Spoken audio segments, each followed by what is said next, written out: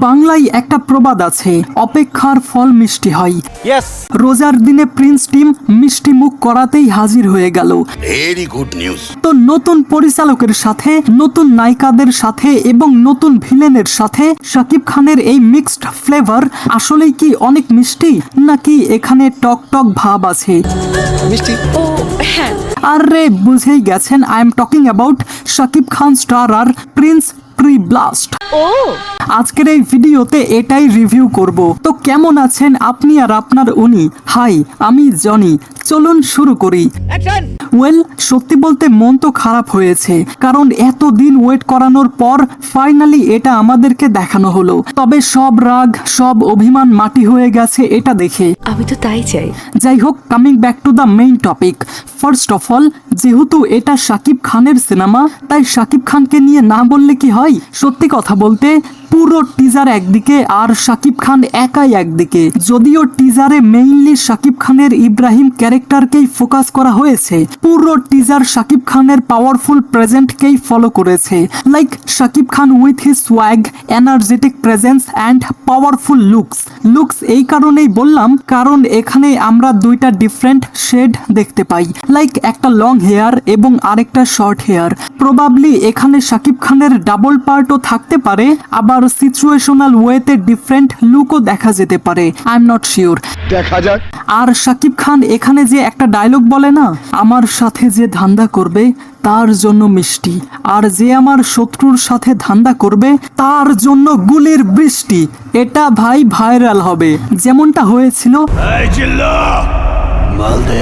এটা। ওকে, যাই হোক, তো ছোট ছোট ঝলকে অনেক কাস্টদের দেখা যায়, যার মধ্যে রয়েছে তাসনিয়া ফারিন, জ্যোতির্ময়ী কুন্ডু, এজাজুল ইসলাম এবং Dibendu Bhattacharya, who is playing Afghani Pathan in this movie, যে হবে এই সিনেমাতে শাকিব খানের মেইন অ্যান্টাগনিস্ট। আর এই সিনেমার স্টোরি লাইন ফলো করবে মূলত ঢাকার আন্ডারওয়ার্ল্ডের প্রিন্স ইব্রাহিম এবং তার শত্রুদেরকে কেন্দ্র করে, যেখানে প্রবাবলি দিবেন্দু ভট্টাচার্য হয়তো কোনো উচ্চ মাপের পলিটিশিয়ান হতে পারে এবং শাকিব খান গ্যাংস্টারদের লিডার।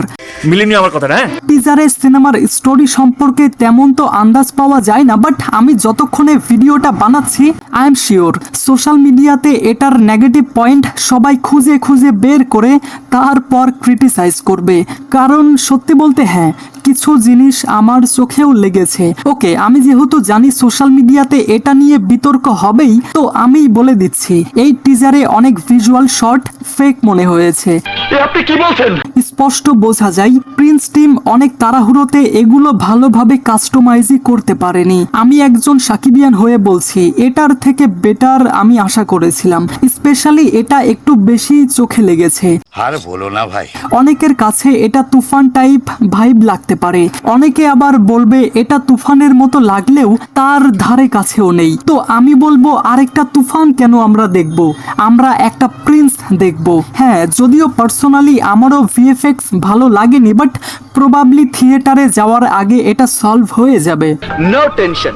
আর যতদূর আমি জানি এটার বাজেট অ্যাপ্রক্সিমেটলি 25 কোটি ছাড়িয়ে গেছে। তবে হ্যাঁ, এখানে যে অ্যারেঞ্জমেন্ট, স্কেল, অ্যাকশন সিকোয়েন্স এবং শাকিব খানের লুকস, এটা সত্যিই অ্যাপ্রিসিয়েট পাওয়ার মতো। আর আমি মাত্র দেখলাম যে অনেকে বলছে শাকিব খানের এই লুক জোকারের মতো লাগছে, আদিম যুগের মতো লাগছে। পাশাপাশি অনেকে এটাও বলছে তার শাহেনশাহ এবং সম্রাট সিনেমার লুকের মতো অনেকটা সিমিলার। তো তাদেরকে বলতে চাই, স্টপ দিস ট্রোলিং। শাকিব খানের লুক নিয়ে কোনো কিছু বললে এটা মেনে নেব না। হ্যাঁ, ভিএফএক্স এর সমস্যা আছে, এটা মেনে নিলাম, কিন্তু শাকিব খানের লুক নিয়ে কোনো কথা হবে না। তবে পার্সোনালি বলতে চাই, আগে থেকেই এত প্রেডিকশন, এত আশাহত হওয়া ঠিক হবে না। এখনো তো পুরো সিনেমা আসা বাকি, হতে পারে ট্রেইলারও আসবে, আর মুক্তির আগে হয়তো এটা সলভ হয়ে যাবে। বাট এটা শিওর থাকেন, মেগাস্টার শাকিব খানের another industry hit loading because of colour grading, Shakib খানের লুক এবং বিগ স্কেলের অ্যারেঞ্জমেন্ট। এক কথায় বলতে গেলে ভালো লেগেছে আমার। অ্যান্ড আই থিঙ্ক যদি এটা পাইরেসি না হয় তাহলে 100 কোটির ক্লাবে প্রবেশ করতে পারে। কত কোটি টাকা? 100 কোটি। 100 কোটি লিখতে কয়টা শূন্য লাগে জানিস? তো আপনার কি মনে হয় প্রিন্স 100 কোটির ক্লাবে প্রবেশ করবে? আপনাদের মতামত কমেন্টে জানান। ঠিক আছে।